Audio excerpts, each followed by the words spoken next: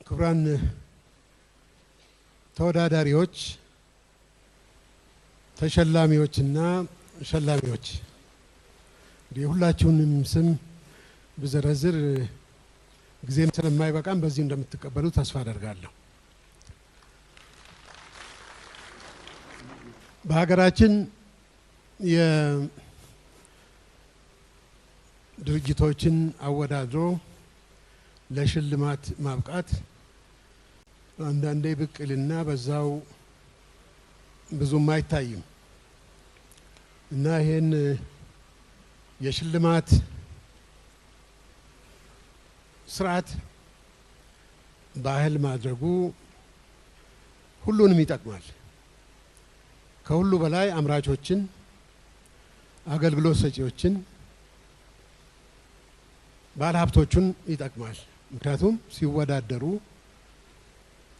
ፉክክር ሲኖር ጥራት ያለው ምርትና ጥራት ያለው አገልግሎት ለተጠቃሚው ማድረስ ይችላሉ።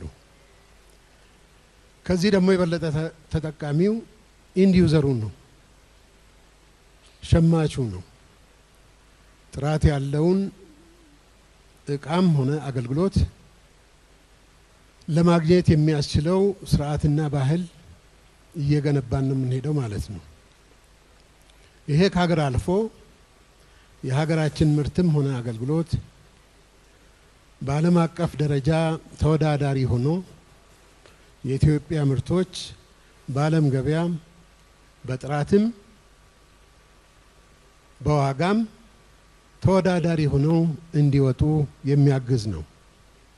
ስለዚህ በዛሬው ዕለት የተሸለማችሁትም ሆነ ያልተሸለማችሁት እንደ ትልቅ ትምህርት መውሰድ ያለባችሁ ለምዘና ወደ የድርጅቶቻችሁ የመጡት ባለሙያዎች የሰጧችሁን ግብረ መልሶች የትኛው ላይ ጠንካራ ጎን እንዳላችሁ ጠንካራ ጎኑ ላይ የበለጠ ጥንካሬን በማዳበር ስስ ብልት ባለበት አካባቢ ደግሞ ያችን እንዴት አርጋችሁ ማሻሻል እንደምትችሉ በውስጥ አሰራራችሁም ሆነ ከውጪ ባለሙያም በመጋበዝ ሰራተኞቻችሁን በማሰልጠን ቴክኖሎጂን መጠቀም በማዘውተር እንዲሁም እርስ በራሳችሁ ደግሞ በመማማር የውድድር አንዱ ትልቁ ትርፍ ትልቁ ፋይዳ አንዱ ድርጅት ከአንዱ መማር ነው።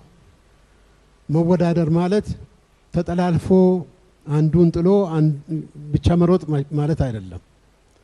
ቀደም ከተሸላሚዎቹ አንዱ አቶ ገምሹ ይመስለኛል አብረን መስራት ብንችል የሚለው ሊሰመርበት የሚገባ ነው።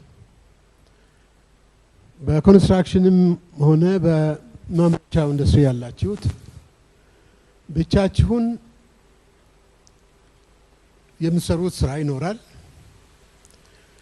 በመተባበር ደግሞ አንዱ ለአንዱ እያቀበለ የእሴት ሰንሰለት የሚባለውን መማር ያለብን ይመስለኛል። አሁን ለምሳሌ ለመውሰድ አቶ በላይነህ ክንዴ የመኪና ፋብሪካ አላቸው። የመኪና ፋብሪካውን ጎማውንም ብሎኑንም ቦዲውንም ሁሉንም መስራት ይቻላል። ኦፍ ኮርስ ግን የበለጠ መስራት ለሚችለው ብሎኑን ማን ነው የበለጠ መስራት የሚችለው? ጎማስ ማን ነው ሊያቀርብልኝ የሚችለው? በኔ ፍላጎት ጥራት ባለው በዋጋው እንደዚሁ ተወዳዳሪ የሆነ ጥራት የሚያቀርብልኝ ማን ነው የሚለው እንግዲህ የእሴት ሰንሰለት ወይም ደግሞ ቫልዩ ቼን በዓለም በጣም ዶሚናንት የሆነ የቢዝነስ አሰራር ነው። በሀገራችን ልመዱት።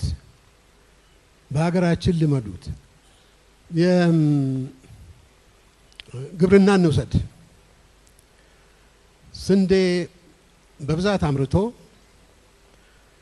ከአውድማ በጆንያ አሽጎ ገበያ ላይ አውጥቶ መሸጥም ይቻላል። በተመሳሳይ ስንዴውን እስከ ሸልፍ እስከ ማዕድ ወይም ደግሞ የገበታ ጠረጴዛ ላይ ድረስ እስኪ ደርስ ድረስ የእሴት ሰንሰለቱን ጠብቆ ለማስኬድ አንድ አራሹም ይችላል። ግን አራሹ ብቻውን ከሚያደርግ አንዱ ስንዴውን ያመርታል፣ የሚቻለው ከሆነ የሚችለውን ያህል ማበጠርም ሊሆን ይችላል፣ ለዱቄት ፋብሪካ የማቅረብ ንጽህናውንና ፓኬጁንም ሊሆን ይችላል፣ ለዱቄት ፋብሪካ ያቀብላል። ዱቄት ፋብሪካው ደግሞ ራሱ ነው ወደ ዳቦ የሚገባው ወይም ወደ መኮሮኒ ወይም እኔ የስንዴ ውጤቶች የሚሆኑትን ሁሉንም ሊጨርስ ማለት ከፈለገ ይቻላል።